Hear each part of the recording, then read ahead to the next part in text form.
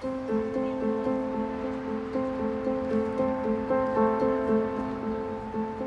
name is Cory Patterson.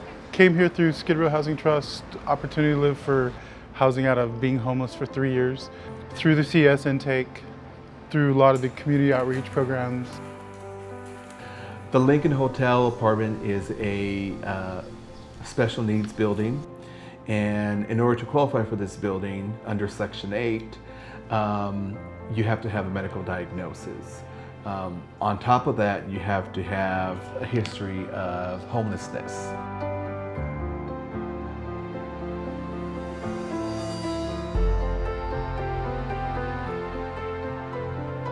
I woke up with a watermelon-sized knee, and I had a torn meniscus. They had discovered during the CT scan and the bone, just inspection that, oh, you have two hip bones that are aseptic neurosis flat. So the answer to the here's where your hip is, it's only gonna disintegrate from here. I have to have something muscular to lift me up, you know, even if it's down to 3 to 6 stairs. After the knee surgery, it was like learning to walk again. Because of physical therapy and definitely because of having a mobility dog, it's increased my life, just getting out again and not being so stuck to a bed and just therapy, you know. The pain's intense. He's a lifesaver for me. Physically, like emotionally, I didn't expect the emotional benefit. That diagnosis code came for my HIV, not even HIV/AIDS. I was 3.5 months in ICU, and the respiratory on top of the HIV diagnosis, AIDS diagnosis, instantly makes you disabled. So I was living in a loft downtown that I came across a good, again, another affordable, at that time I was full disability still, but with a roommate situation or a boyfriend situation I could afford, you know, living in a loft. It didn't take my full disability check.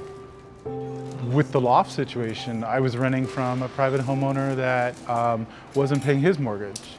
So I went through 2-year foreclosure as a resident that was privately renting. I got those post-it notes of foreclosure on the door. It was scary. It was freaking scary. Like, what do you do?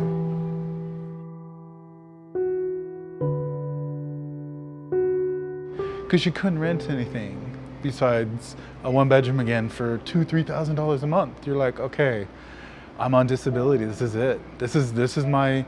I've dwindled away everything I've saved and traded and held and waited and bartered and squirreled.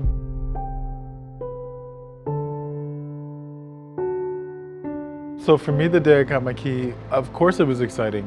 It was just relief to have somewhere to come and close and be safe and quiet. It's a sense of relief, like you've turned that page and you've come to the end of the book and it's like you've succeeded. I was like, yes, here we got a guy that is prepared to move in and is ready to, you know, to get going. Cory has really made some significant progress, not only in himself, but within the community, because he's also on our Skid Row Housing Trust Council for the residents. And so he's very involved in that and really enjoys it. Well, I consider it a blessing, you know, where we ended up, for sure. To have Robert as a resource within the building and in the community has been the key. His love for animals, it allowed barriers to come down.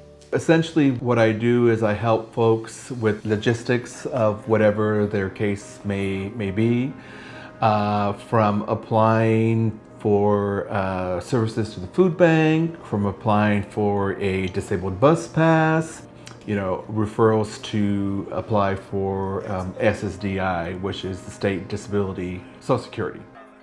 Robert will, on his schedule, choose either our food bank as a medical program, Wednesdays and Fridays. So Robert will take a crew or take a van over. We'll get the resources we need from them. I drive them over to the food bank and they're able to get their food. I see that as a motivator and exposing them to services within the community with assistance, and residents continue to utilize the van ride but they also go on their own because they can utilize the food bank at least twice a week. One of the other services that we provide here is our doggy group that we have here. And our doggy group that we have here, we utilize a pet clinic that's close by to our facility here. And we go as a group, which helps build community. It also helps residents get out of their units, out of the building, and get some air and be able to walk the dogs. Just knowing the daunting of bringing an animal, and then Robert's love for animals connects the community in this building beyond what people could ever guess.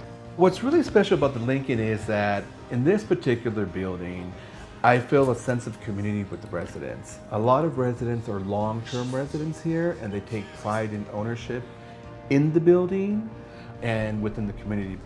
Supportive services are important because it helps people stay housed. It makes them a little bit more confident, helps build self-esteem, helps build community, and sometimes some folks need that little push and that support.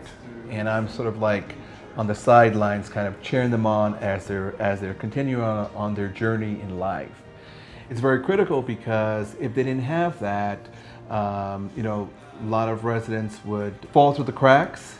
Sometimes the key is having somebody that knows. Seeing the program work is different than telling somebody there is a program. So no one wakes up and says, I'm going to be homeless today. There's just so many dynamics to becoming homeless. And until you sit down with that individual and know their personal story, then you come to understand how or why they became homeless. You could be the richest, most resourceful person, but whatever instance, everything could be taken away.